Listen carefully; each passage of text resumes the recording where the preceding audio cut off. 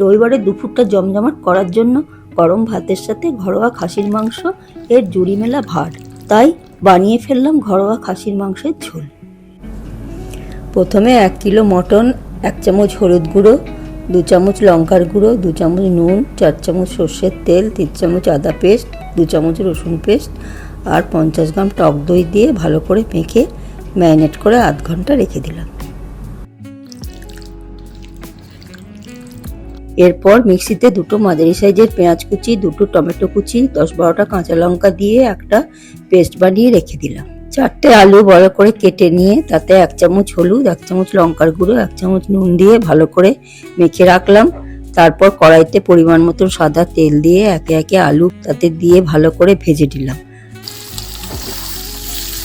আর ভাজা হয়ে গেলে আলুগুলো তুলে রাখলাম। তারপর সেই তেলে 2 চামচ ঘি দিয়ে তাতে থেতো করা গোটা গরম মশলা, কয়েকটা গোটা গোলমরিচ, 2টো তেজপাতা আর একটা শুকনো লঙ্কা ফোড়ন দিলাম।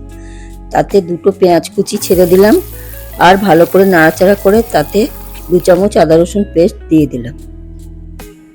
তারপর কড়াইতে আগে থেকে বানিয়ে রাখা পেঁয়াজ আর টমেটোর পেস্টটা দিয়ে দিলাম।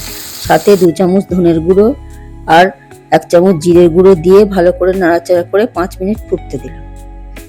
তারপর ম্যারিনেট করা মটনগুলো কড়াইতে দিয়ে দিলাম আর ভালো করে নাড়াচাড়া করে 10 মিনিট মিডিয়াম ফ্লেমে কষাতে দিলাম আর সাথে 1 বড় বাটি জল গরম করতে দিলাম। ভালো করে মাংস কষে যাওয়ার পর একে একে প্রেসার কুকারে ঢেলে দিলাম আর তারপর তাতে ভেজে রাখা আলুগুলো দিয়ে দিলাম। ভালো করে নাড়াচাড়া করে তাতে 1 চামচ নুন দিলাম আর পরিমাণ মতন গরম জল দিয়ে দিলাম আর প্রেসার কুকারের ঢাকনা দিয়ে 6টা সিটি মেরে নিলাম যাতে মাংসটা ভালো করে সিদ্ধ হয়। তারপর ঢাকনা খুলে আরেকবার নাড়াচাড়া করে নিয়ে গরম গরম ভাতের সাথে সার্ভ করে দিয়ে কবজি ডুবিয়ে খেয়ে নিলাম।